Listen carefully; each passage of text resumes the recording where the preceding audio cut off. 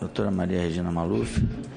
Passa a palavra agora ao senhor Luiz Antônio Correia, psicólogo, psicanalista, pedagogo, que falará sobre o tema o porquê da infância, do afeto, do estímulo e da alimentação nas alterações neuroquímicas do cérebro.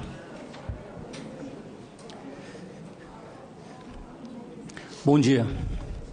Inicialmente, eu gostaria de agradecer o convite, agradecer ao senador Romário, demais senadores e pessoas, membros aqui presentes. E vamos falar de uma coisa fantasticamente importante, que é a influência do afeto, do estímulo e da alimentação nas alterações neuroquímicas. Quando eu me reporto a epigenética, alterações sobre cromossomos e neurotransmissores, eu estou me reportando a neuropsicopedagogia. A neuropsicopedagogia hoje é uma ciência transdisciplinar. Por que transdisciplinar? Porque ela transpassa as outras ciências, né? Fundamentada nos conhecimentos da neurociência. Eu vou trazer para vocês hoje informações fantasticamente interessantes da importância desses itens que nós vamos abordar nessas alterações neuroquímicas do cérebro, potencializando a criança na sua melhor qualidade de vida e no seu melhor aprendizado. A neuropsicopedagogia ela é fundamentada nos conhecimentos da neurociência para entender como é que funciona o cérebro da criança. Ela utiliza as interfaces da psicologia, entendendo a psicologia infantil, desenvolvimento, subjetividade, e da pedagogia, que vai trabalhar inteiramente a aprendizagem da criança, e ela tem como objeto formal de estudo a relação, então, do cérebro com a aprendizagem humana numa perspectiva de reintegração pessoal, social e escolar. E hoje se trabalha muito a neuropsicopedagogia e educação especial inclusiva, entendendo como é que funciona o cérebro de crianças que possuem determinadas patologias. Bem, inicialmente eu gostaria de falar para vocês uma coisa fantasticamente importante. Hoje nós já sabemos que existe uma aprendizagem na vida intrauterina. Alguns anos atrás nós nem conversávamos com a barriga, né? Se escondia até a gravidez. A criança nascia de olho fechado. Hoje, conversando com a barriga, a criança já faz conexões nervosas, já cria novas redes neurais dentro da barriga da mãe. Prova é que ela já nasce de olho aberto hoje. A criança hoje, com 2 anos de idade, está baixando o aplicativo no tablet. Existe uma postulação minha que diz que hoje a criança não quer colo, ela quer tablet.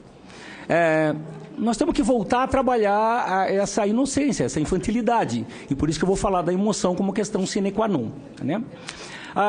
Hoje, a neuropsicopedagogia habilita os profissionais da educação a entender todo esse processo, desde a vida intrauterina até o seu desenvolvimento da vida da pessoa globalizado.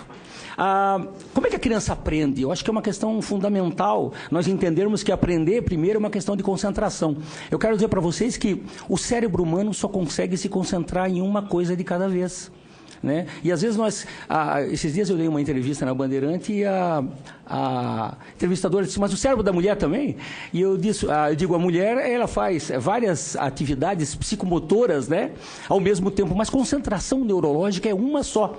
E a nossa educação ela está perdendo muito porque os nossos educandos não estão mais fixados, não tem mais um foco de atenção ao professor. E a aprendizagem tem uma relação intrínseca de concentração. Concentração, organização, precisa ter uma rotina. A criança não tem que estudar muito, nem nós. Nós temos que estudar pouco, mas todo dia. Se a gente tiver uma organização de estudo diário, a aprendizagem é muito mais eficaz. E ritmo neurológico. O que é ritmo neurológico? E aí sim nós vamos entender a questão da epigenética nessa relação do ritmo neurológico. E eu quero mostrar para vocês que o estímulo tem uma função fundamental. Só que hoje o estímulo está muito evidente, né? Hoje é raro uma criança que não tem uma televisão em casa. Há 50 anos atrás, mal e mal se tinha um rádio.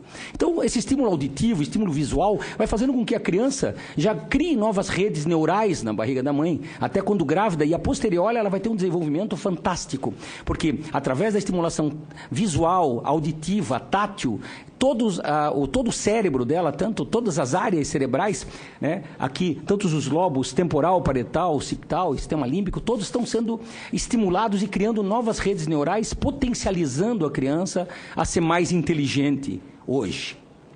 Mas existe uma questão fundamental hoje nessa questão do desenvolvimento da criança. Senhores, alimentação. A alimentação tem uma influência fantástica hoje nesse nosso desenvolvimento.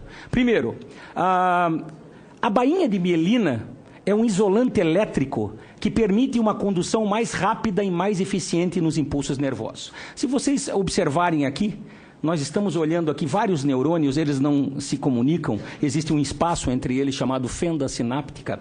Quando eu estimulo uma criança, seja ela com qualquer jogo, brincadeira, etc., vai passar a corrente elétrica dessa estimulação de um neurônio para o outro. O que facilitará essa corrente elétrica a se protelar é a bainha de mielina. É um invólucro que vai ajudar na corrente elétrica, na rapidez, na velocidade elétrica no cérebro de todos nós. Uma mãe que se alimenta bem, com qualidade, não é com quantidade, uma criança na primeira infância que se alimenta muito bem, isso vai constituir essa bainha de mielina e vai potencializar essa conexão nervosa, oportunizando o ritmo dessa criança ser muito rápido. A velocidade que pode chegar nessas conexões, quando uma bainha é mielinizada, com uma qualidade de mielina, e de alimentação e de proteína, pode chegar a 340 km por hora a rapidez. Então, o que é isso? É um monomotor. São aquelas crianças que o professor está explicando e ela pega na metade os conteúdos. Ou até nós, que temos uma potencialidade rápida de entender as coisas. Então, essa alimentação na constituição da bainha de mielina é questão sine qua non para a nossa aprendizagem. Uma mãe drogadita, uma mãe muito carente, com uma precariedade de alimentação significativa, vai existir um prejuízo também muito grande na formação desta bainha de mielina, onde nós podemos chamar de desmielinização, e a velocidade na conexão nervosa dessa criança mal alimentada pode chegar a 8 km por hora. Então, a diferença é muito grande, de 340 km para 8 km. É aquela criança que você explica, ou aquele adulto que você explica, que a posteriori será, né? E ele vai ter uma dificuldade gigante. E alguém vai me dizer, mas então eu tenho que abandonar essa criança? Obviamente que não. Nós vamos trabalhar coisas visuais, táteis, palpáveis, falar de subjetividade, falar de abstração, energia nuclear. Para uma criança nesse nível, a dificuldade é grande. Sabemos que a posteriori, com a neuroplasticidade cerebral, essa criança, a posteriori, terá um desenvolvimento em criando novas redes neurais. Mas os neurônios desmielinizados terão um prejuízo para a vida inteira. Então, claro que quanto mais eu estimulo e ela tiver uma alimentação necessária a posteriori, nas novas redes neurais ela terá um desenvolvimento. Mas esses neurônios prejudicados devido à primeira infância dela ou num período gestacional, terão um prejuízo fantasticamente ruim para o resto da vida dessa criança. Então, aqui nós estamos começando a ver o primeiro momento da importância de uma boa alimentação na constituição neural dessa criança para facilitar o ritmo, que o ritmo neural é a velocidade cerebral em que nós conseguimos identificar as coisas. Se nós tivermos nós hoje, na nossa idade, com uma excelente estimulação e uma excelente estimulação, potencializa significativamente o nosso cérebro para nós termos essa habilidade hoje de entendermos facilmente. Uma criança com um problema de desnutrição, um problema de drogadição, ou um problema problemas de falta de alimentação muito significativo, isso vai ter um prejuízo fantástico nesse desenvolvimento de aprendizagem. A criança até tenta entender, mas essas conexões ficarão muito difíceis, né? Nós sabemos que, eu vou mostrar aqui para vocês, quando eu falo, eu estou falando, primeiro, antes de falar, eu penso. Essa área aqui, 70% das pessoas, a comunicação é do lado esquerdo do cérebro, 70% das pessoas. Essa área é chamada Wernicke, onde eu organizo as palavras no pensamento. E essa área aqui chamada Broca, onde eu explicito o dito, o discurso, a minha fala. Então, a minha fala é resultado do pensamento. Você tem um livro do Vygotsky, Pensamento e Linguagem, né? Todos nós antes, quando somos muito pequenos, não pensamos, ficamos só balbuciando ou ecolalicamente falando o dito da mãe, nenê, gugu, dadá, dedê, repetindo o que a mãe fala. A posteriori, com a maturidade neurológica, nós vamos organizando o pensamento e a criança fica lá dizendo ovo, bola, boneca, nenê.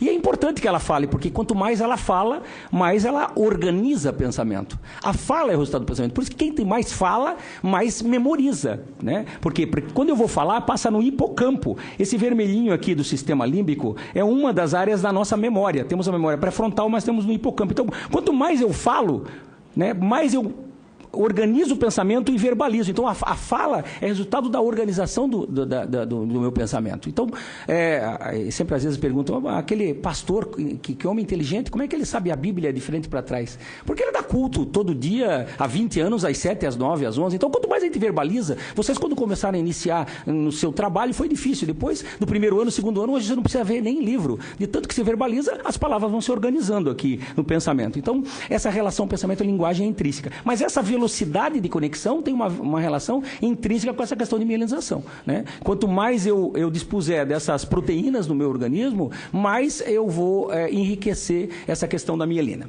Segunda questão fundamental também, né, no nosso entendimento da alimentação como uma questão sine qua non para o desenvolvimento intelectual, a própria alimentação, né, é através da glicose que a maioria dos nossos alimentos se transforma em açúcar. Né? Nós sabemos disso, por isso que o diabético não é que não possa comer muito doce, ele não pode comer muito, né?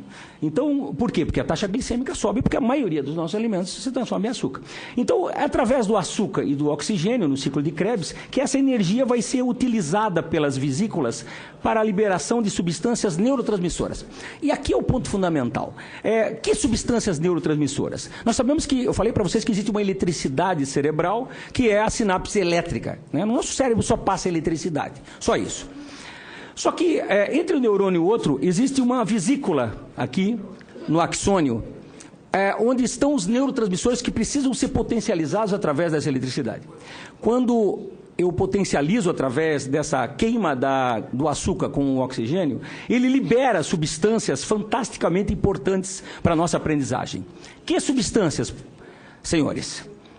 Primeiro, uma criança que se alimenta bem, ela vai produzir acetilcolina, uma substância fundamental na aprendizagem, na memória e na atenção. A acetilcolina é uma substância que, com 65, 70 anos, todos nós, devido à idade, vamos criar uma enzima que vai degradar a produção dessa acetilcolina.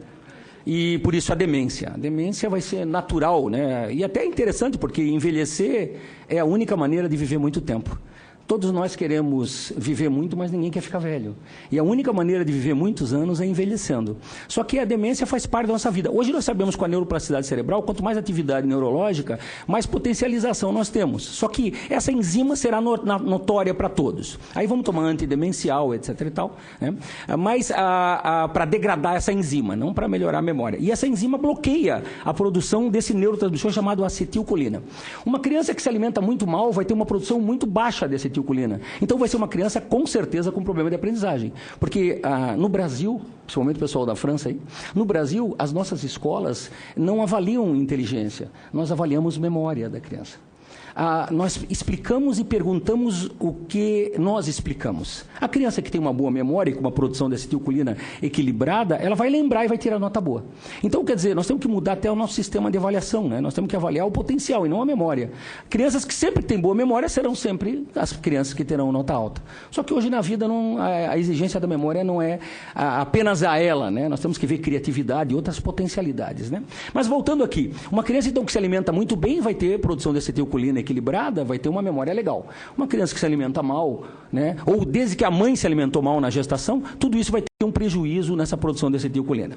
Outro neurotransmissor fantástico devido à alimentação é dopamina. Profissionais. Dopamina, senhores, ela primeiro age na atividade motora, né? A baixa taxa de dopamina é Parkinson, é catatonia, fica parado. E a alta taxa é surto psicótico. A dopamina é questão sine qua non hoje, né? Uma boa alimentação vai trabalhando a dopamina, ela trabalha a recompensa do cérebro, ela trabalha a atenção, ela trabalha motivação. Uma criança que come bem, senhores, será uma criança motivada na escola e para a vida. Uma criança que come mal vai ser uma criança desmotivada. Uma criança que não tem emoção, é fria. Então veja só a importância da dopamina hoje nessa relação de aprendizagem e até de comportamento humano. Uma criança que come bem, senhores, terá serotonina, que vai trabalhar a emoção, vai trabalhar o humor, vai trabalhar a ansiedade, também envolvida no sono. Nós sabemos hoje, a neurociência nos explica hoje que existem 2 momentos de consolidação da memória. O primeiro momento é no sono, nós temos que dormir bem. O primeiro sintoma, senhores, de saúde mental é a insônia. Né? Por quê? Insônia não é só não dormir, é dormir às 11 e acordar às 3, é dormir às 2 e acordar às 5, dormir às 11 e acordar à meia-noite, 1, 2, 3, 4, 5. Isso vai ter um prejuízo não agora, mas a posteriori para a tua cognição. Você vai começar a esquecer. Não esquecer nomes de pessoas famosas, mas vai esquecer coisas de curto prazo, de memória de curto prazo. Né? A memória de curto prazo está efetivada aqui, ó, né? Nessa região. Tá? Aqui. Por isso que a região occipital, que é da visão, você não perde. Daqui a pouco você está dizendo, como é que é o nome daquele ator? Ele tem cabelo branco, barba branca, a cara dele está aqui na minha frente, mas eu não consigo lembrar do nome. Porque a região occipital não é prejudicada com a demência, e sim a memória de curto prazo. E quando nós não dormirmos, quando dormimos bem, a consequência dela é um efeito de problemas cognitivos, que é um problema na memória. Então, crianças que não dormem bem terão sérios problemas de cognição e que isso tem uma relação intrínseca com serotonina. Por isso que o Prozac foi a pílula da felicidade e que é um neurotransmissor, hoje a serotonina, através da fluoxetina, que ajuda a pessoa a voltar a ter um humor, né? Ter interesse às coisas. Então, uma criança que se alimenta muito mal será uma criança depressiva, com certeza. Não vai ter ânimo para fazer as coisas. Né? E então tem um prejuízo significativo. Outra situação da questão da alimentação tem uma relação com o ácido gama-aminobutírico, com o GABA. O GABA é fundamental para é um inibidor da questão da atividade neurológica e ele ajuda nessa questão da ansiedade. Uma criança que se alimenta muito mal vai ser uma criança muito ansiosa. Uma criança que se alimenta bem vai ser uma criança mais tranquila, mais calma. Então, o ácido gama-aminobutírico é fundamental hoje para equilibrar a nossa ansiedade.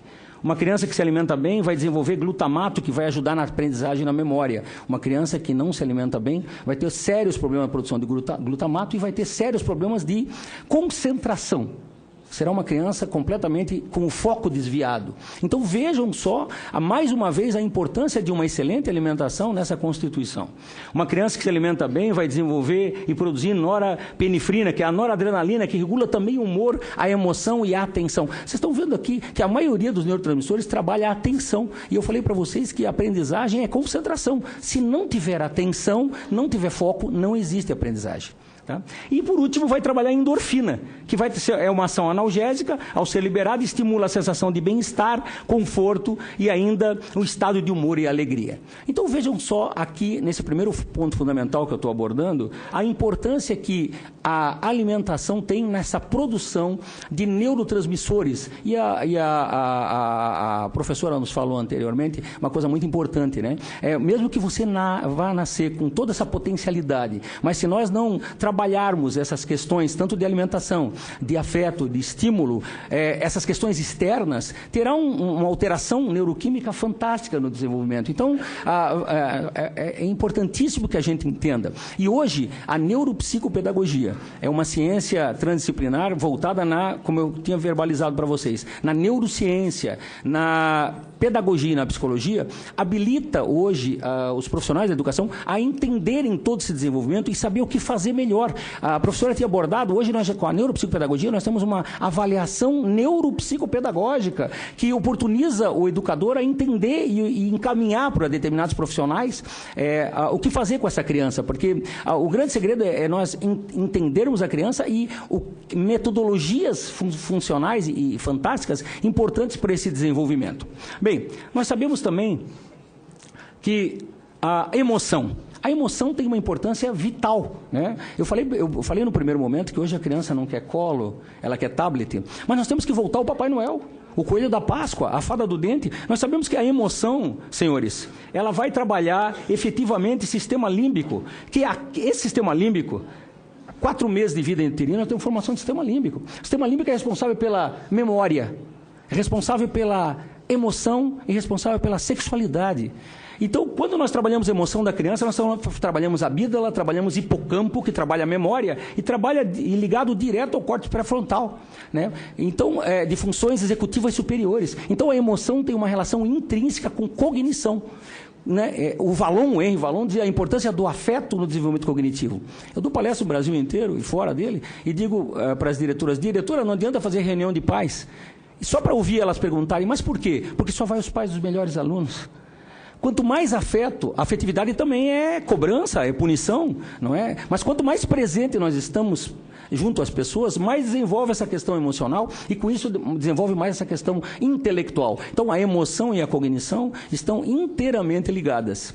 Vão pesquisar crianças que têm um desenvolvimento fantástico na escola em a relação de família. E depois pegam as crianças que têm uma escolaridade muito baixa, às vezes nem família não tem. Então, a relação família hoje, em relação a essa proximidade e emoção, é questão sine qua non no desenvolvimento. Eu quero, finalizando, só enfatizar a esse trabalho da neuropsicopedagogia, e o senador Romário, que é do Rio de Janeiro, está aqui, enfatizar a Faculdade São Fidélis, que é uma das poucas faculdades no Brasil que investe em pesquisa, senador. E lá está sendo um trabalho fantástico junto à Prefeitura de São Fidélis para um neuropsicopedagogo em cada escola, para que ele trabalhe tanto o desenvolvimento intelectual da criança que não tem nenhuma patologia, como de educação especial inclusiva. Tá? Com o presidente, o diretor-presidente, seu Sandro Albino Albano, a Andréia Shirley, que é a diretora, e o professor doutorando Fabrício Cardoso e a professora doutora Rita Russo, que são grandes pesquisadores na área. Então, eu quero deixar a vocês um convite até para, se quiserem conhecer a Faculdade São Fidélis, no Rio de Janeiro, uma das poucas faculdades no Brasil que estão investindo hoje em pesquisa e existe um projeto já atual de um neuropsicopedagogo para que ele entenda todo esse procedimento neurológico para que a gente ajude essas crianças. Muito obrigado.